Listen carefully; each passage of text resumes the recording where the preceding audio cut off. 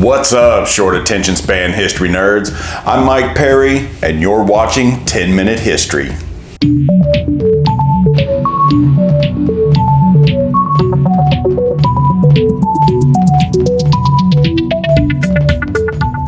The other day I watched a movie called Rurouni Kenshin: The Beginning. This is the best samurai movie I have ever seen. The script is poetic, the action beautifully choreographed, and the storyline is second to none. It's a Shakespearean tragedy played out in mid-19th century Japan. I can't recommend this movie enough. But it got me to thinking, what was the life of a samurai really like? Was it as action-packed as this movie? Was there more nuance to being a samurai than what most Westerners are shown through Japanese cinema? Well, I did my research, and this is the 10-minute history version of the history of the samurai.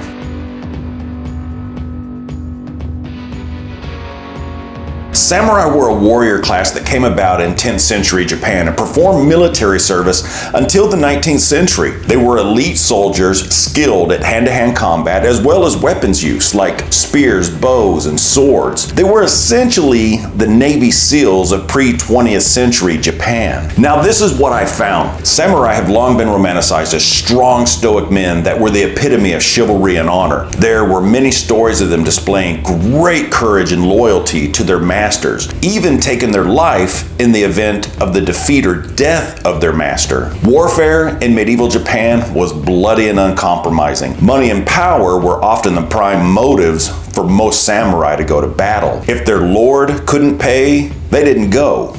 Or worse, they sought out another lord that could meet their financial requirements. Beginning in the 17th century, samurai started to become obsolete in a military capacity, that is, as Japan unified and began to modernize their military. In the end, samurai became important moral teachers and advisors within the community. Now let's go back. Let's go way back to the beginning. The government system of forced military service in Japan ended in 792 AD. So, with a dwindling military, things began to get a little bit dicey throughout Japan. Gangs would terrorize, beat, and steal from private citizens. Eventually, the citizens had enough and private armies were formed in order to protect the people and land interests of the nobles who spent most of their time away at the imperial courts. But they were not beholden to one person. This was the beginning of the samurai. There's two words that we get the single word samurai from. The noun saburau, which means attendant, and the verb saburai, which means to serve. So the term was originally one of class rather than the military profession it later became to represent. Japan had other classes of warriors as well, one similar to local police or security guards, but the samurai class were the only ones serving the imperial court. They were kind of a big deal. Samurai began to be employed by feudal lords in order to defend lords' territories against rivals. They fought and killed enemies identified by the government and battled with hostile tribes and bandits. For this reason, samurai could live anywhere that they were needed, and this included strategically placed barracks, castles, or in their own private homes. Many samurai came from the Kanto plain and had gained valuable experience in the campaigns against the Amishi tribes in the north. In these battles, warriors began to develop a code of conduct, which gave them the possibility to earn a reputation and increase their status amongst their peers and masters. This code would later evolve into the Bushido Code, but not for many, many more years. Now, naturally, bravery on the battlefield was paramount, and a tradition developed where samurai would ride into battle, shouting their lineage and past deeds, and challenging any of the enemy to one-on-one combat. One-on-one combat was considered more honorable than massive attacks, where one might kill an opponent dishonorably or by happenstance. Death was to be deliberate and through skill, not an accident or mere luck. Years later, the shouting of lineage and deeds would be replaced by the use of banners that they would carry into battle. Samurai began training at a very young age. Most were 10 years old, but there are records of some starting as young as 6 years old. The younglings learned many skills, advancing to Padawan by age 12. This is when the Jedi Master would... Hold on, guys, this is my history of the Jedi, not the samurai. Can we reset the teleprompter? Samurai began training at 10 years old in martial skills, fighting on horseback, bow training, as well as the katana. Aside from the katana, samurai were made to carry a second, shorter sword, and a decree by the ruler in 1588 stated that only full samurai could wear two swords, and this became an important status symbol, and it singled out the samurai from everyday citizens, and it didn't bode well for non-samurai to carry two swords. Now, while the samurai carried two swords, they weren't their primary weapon in battle. Originally, the bow and arrow was the primary weapon, but in the 17th century, the sword took over for the bow as the quintessential samurai weapon, largely due to the bow being much cheaper to make and accessible to ordinary foot soldiers. And so, the more exclusive and more expensive sword became known as the soul of the samurai. The samurai code stated there was more honor in seeing your opponent face to face on the battle, and it should involve personal duels between two people. The defeated opponent's soul, or a portion of his soul, would be trapped into the prevailing samurai sword, giving it power and wisdom. Samurai swords were curved and made using steel, a design combination which dated back to the 8th century in Japan. The steel was worked by master craftsmen who carefully controlled the carbon content in various parts of the blade for maximum strength and flexibility. And it's fair to say that Japanese swords were amongst the finest and sharpest produced in the medieval world. Blades varied in length, but it became common for elite samurai to carry two swords, a long sword and a short sword. The katana, or the long sword, had a blade of around 2 feet, and the shorter sword, the wakizashi, had a blade of about 1.5 feet long. Both swords were worn with the cutting edge facing upward. Sword handles were made of wood and covered in tough skin of the giant ray, and then tightly bound in silk braid. The blades were separated from the handle by a tsuba, a small circular hand guard. A samurai might also carry a short dagger called a tanto as a weapon of last resort. The swords and the daggers were kept in lacquered scabbards, which could be highly decorative. Now, early samurai also used weapons that later became more associated with ordinary infantry. These were the spear and the polearm. The length of the spear varied, but blades were double-edged and measured anywhere between 12 and 29 inches in length. Some blades were L-shaped and were used to hook an enemy rider from their horse. Spears were not usually thrown in Japanese warfare like the Romans used them, but were rather used to jab at the enemy in hopes of running them through. The polearm was a long pole with a long curved single blade attached to it. The pole measured from 4 to 5 feet, and the steel blade could measure up to 2 feet. The weapon was used to sweep, cut, thrust at the enemy, and using it required great skill. The skill was particularly used by the daughter of the samurais, and don't ask me why, I don't know why, but my research stated this over and over. Now, if you know why, leave it in the comments section. Now, I'm sure my friend Chef DeRosa knows why, and maybe he'll enlighten us. Gunpowder weapons were familiar to the Japanese by way of China, but it was the arrival of the first Europeans, namely the Portuguese, in the mid-16th century that eventually brought the firearm into Japanese warfare. By the end of the century, perhaps 1/3 of field armies were equipped with these crude guns. And while they were effective, they weren't that effective. They were smooth bored, which meant that the bullet was not going to shoot straight. They were handheld, they had long, heavy barrels, and no buttstock to secure the weapon. And did I mention it required a burning rope to light the gunpowder? So, if it's raining, you're essentially holding a cumbersome club. Samurai armor consisted of a breastplate made of metal plates stitched together and protected by lacquer. This type of armor dates back to the Kofun period, circa 250 538 AD. Later, a more flexible armor was made using narrow strips of bronze or iron, which were held together with cord or leather ties. Leather plating was another common material for armor throughout the medieval period, and it was both light and flexible. Beginning in the Heian period, samurai often wore a silk cloak over their armor,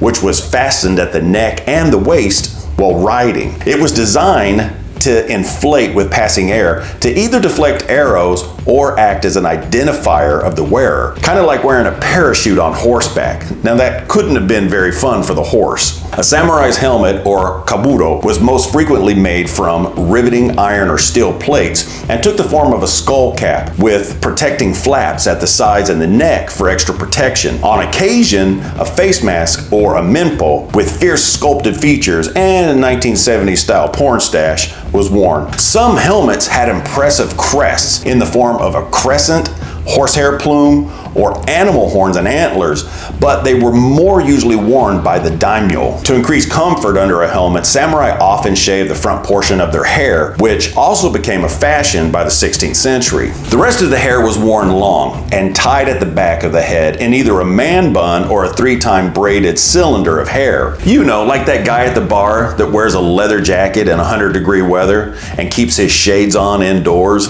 Samurai armor and helmets typically indicated rank, division, and home region via their colored stitching, badging, and painted symbols, some of which were associated with their families or military house. Dragonflies were a popular symbol on the armor because that insect can't fly backwards, and so it represents the no retreat mentality of the samurai. Banners were also used to identify who was on the battlefield, although their size was controlled and linked to a samurai's particular status. The Bushido, or Shido, meaning the way of the warrior, is the famous warrior code of conduct the samurai supposedly followed, but it was actually compiled in the late 17th century by the scholar Yamago Soko, by which time the samurai were no longer active military but functioned more as moral guides and advisors. So it's difficult to ascertain the level of chivalry samurai actually practiced throughout the history. It would seem likely, though, that just as any warrior in any culture, pragmatism would have ruled the day when fighting actually took place. There was undoubtedly much courage and martial experience displayed by samurai, but promises and truces were frequently broken. Samurai burned villages, tortured the defeated, and slaughtered with impunity as honor came from victory and nowhere else. Samurai were above all motivated by financial gain, like everyone else with a job today, and advancing their social position, like everyone else with a job today. Hence, the unsavory obsession with collecting the heads of their victims, like everyone else with a job to, No, this weird obsession is solely on them. It's also true that despite the chivalrous reputation of warriors superimposed in later times on Japanese medieval history, it was not at all uncommon for mass defections to occur during battles, including generals. At the Battle of Sekigahara in 1600, for example, no fewer than 5 generals and their armies switched sides in mid-battle, then attacked their former brothers in arms. Samurai were not always very noble when it came to peasantry either. The warriors became infamous among later European visitors for testing the sharpness of their blades on the necks of total strangers on the roadsides, just to test to see if their swords were still sharp. I guess shaving the hair off their arms was just a little too gross for the samurais. This was due in fact to the fact that the samurai had the law on their side, and as they had been specifically granted the right by the Tokugawa shogunate to kill anyone of lower rank than themselves if they considered that person to be acting rudely. I definitely would have been killed. Those in the top echelon of the samurai were expected to fight to the death, even if this meant killing oneself to avoid capture. The honorable method was seppuku, or cutting one's tummy open, as the stomach was considered to contain the spirit and not the heart. Now it also contained lunch, which was also soon visible again after completing the act. Not being fast or an efficient method of death, a close friend was usually on hand to assist the samurai with the removal of his head. But was he really that close of a friend if he agrees to chopping your head off? Now, speaking of seppuku, perhaps the most famous real-life samurai episode of mass seppuku is the story of the 47 Ronin, which occurred in January 1703. The Lord of Ako, Asano Naganori, was at the castle of the shogun in Edo one day when he was insulted by the shogun's chief of protocol droid, C-3PO. Nah, I'm just kidding.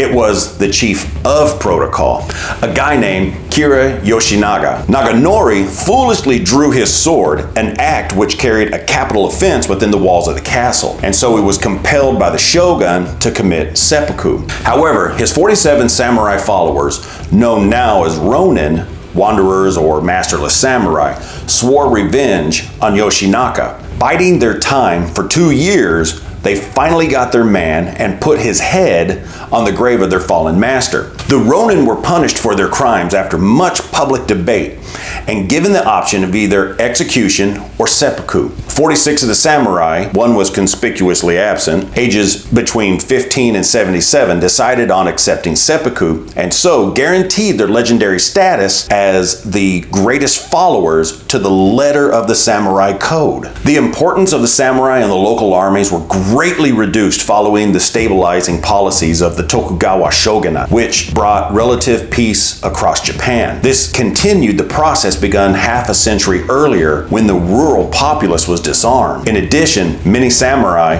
faced with becoming either peaceful farmers or retainers to local lords when there was no warfare to speak of, consequently became teachers, administrators, and moral guides. Samurai still enjoyed an elevated social status, being members of the shi rank, which placed them above merchants, artisans, and farmers within the shinokosho ranking system. In 1872, conscription or forced military service was reintroduced into the Japanese army, and in 1876, the samurai were formally disestablished. Samurai and their martial exploits were popular subjects in the warrior tales of the 14th and 15th century, which nostalgically looked back at the earlier medieval times. The 18th century in Japan saw an even greater romanticization of the samurai. For example, the famous opening line of the Hagakure, a collection of 1,300 anecdotes related to samurai compiled in 1716 during peacetime, boldly states that Bushido is the way of dying. The reputation of the samurai have continued to flourish today thanks to manga, anime, computer games, and other media, ensuring their status as one of the greatest warrior groups of medieval history. In short, you've got to watch Rurouni Kenshin, the beginning. It is awesome. So that's the 10-minute history of the samurai. Did I leave out any important information? If I did, let me know in the comments section below. Let me know if you've seen the movie and what you thought about it. Now, if you like short history videos with sarcasm and humor, please consider subscribing to 10-Minute History. If you like this one, please give it a thumbs up. And stick around at the end during the bloopers and check out one of the other videos that I've made that YouTube's gonna recommend. Until next time. That's not even what I wrote. However, his 47 followers, what is he on Facebook?